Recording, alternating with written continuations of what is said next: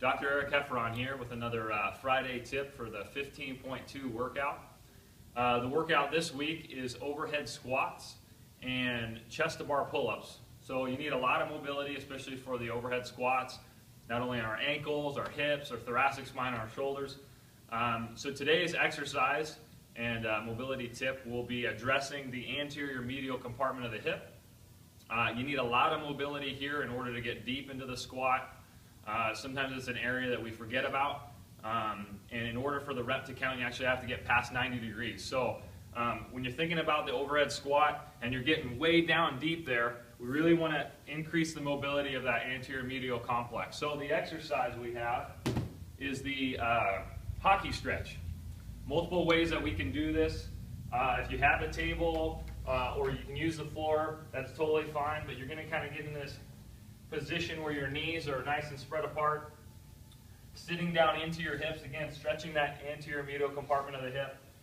Sitting your hips back down into that stretch.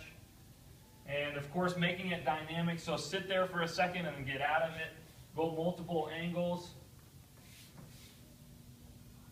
Now, if you're having a difficult time to sit down into that stretch, another strategy you can use is to free up your ankles to get to your hips a little bit better.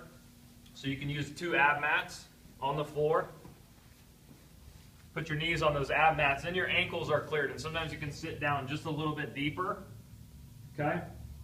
So we can use our thoracic spine to facilitate movement in our hip. So kind of like a cat-camel stretch, you can get into it here. I also like to use my arms as a driver to get to my thoracic spine, so we can thread the needle, bring it through. It kind of also allows us to sit down deeper into our hips. Again, I would recommend doing about 15 to 20 on either side. You can alternate. And lastly, don't forget about increasing a little more thoracic mobility with your impact mobility bar. Think about how you might be able to work in 3 planes of motion to facilitate some more mobility.